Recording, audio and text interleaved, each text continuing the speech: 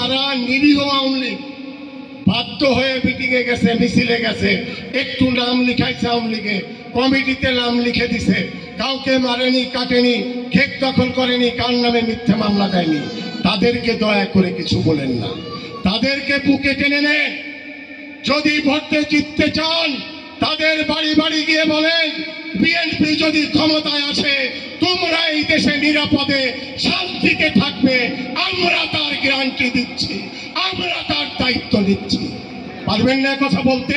বিএনপির নেতারা একথা বলতে হবে। যারা জুলুম করেছে, অত্যাচার করেছে, যারা মারধর করেছে, হামলা মামলা দিয়েছে, জমি কেড়ে নিয়েছে, ঘের কেড়ে নিয়েছে, তাদের সাথে কোনো আপোষ নাই, তাদের আমরা ছাড় দেব না। শেষ পর্যন্ত হসপিটালে গিয়ে এদেশের মুসলমানদের অত্যন্ত প্রাণের মানুষ, কাছের মানুষ আল্লামা দিলওয়ার হোসেন সাঈদীকে হসপিটালে নিয়ে এসে পয়জন পুশ করে তাকে মেরে ফেলল। সেই জামাত কি করছে, 5 তারিখের পরে আওয়ামী লীগের বাড়ি বাড়ি যে বলতেছে, ভাই তোমাকে বিএনপি মারতেছে, আমরা ঠেকাচ্ছি, তোমরা ভয় পেয়ে না, আমরা তোমাকে পাশে আছি, তোমাকে বিএনপি দাবড়াচ্ছে, আমরা তোমাদের পাশে আছি, শেল্টার দিচ্ছি। কেন জানেন? শুধু 2টো ভোটের জন্য। আমার দলের সব নেতারে মেরে ফেলে দিল যে দল, সেই দলের বাড়ি পাহারা দিচ্ছি আমি। এবং তারা ইদানিং তারা অত্যন্ত সাম্প্রদায়িক দল, অসাম্প্রদায়িক দল। তাদের কাছে একটি কথা, সেটা হচ্ছে তারা মুসলমান, তারা সাম্প্রদায়িক দল। কিন্তু এখন আমার হিন্দু ভাইদের বাড়ি গিয়ে যে তাদের গুণগান গাচ্ছে, পূজায় যাচ্ছে, গীতা পাঠ করতেছে, মঞ্চে বসে বক্তৃতা দিচ্ছে, প্রসাদ খাচ্ছে। কেন? ভোটের জন্য।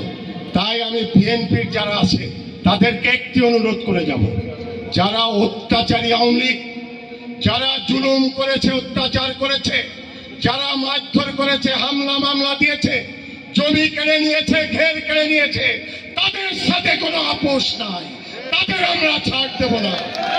কিন্তু যারা নিরীহ আওয়ামী লীগ বাধ্য হয়ে মিটিংয়ে গেছে, মিছিলে গেছে, একটু নাম লিখাইছে আওয়ামী লীগে, কমিটিতে নাম লিখে দিছে, কাউকে মারেনি, কাটেনি, খেত দখল করেনি, কার নামে মিথ্যা মামলা দেয়নি, তাদেরকে দয়া করে কিছু বলেন না। তাদেরকে বুকে টেনে নেন। যদি ভোটে জিততে চান তাদের বাড়ি বাড়ি গিয়ে বলেন, বিএনপি যদি ক্ষমতায় আসে তোমরা এই দেশে নিরাপদে শান্তিতে থাকবে, আমরা তার গ্যারান্টি দিচ্ছি, আমরা তার দায়িত্ব নিচ্ছি। পারবেন না কথা বলতে? বিএনপির নেতারা একথা বলতে হবে।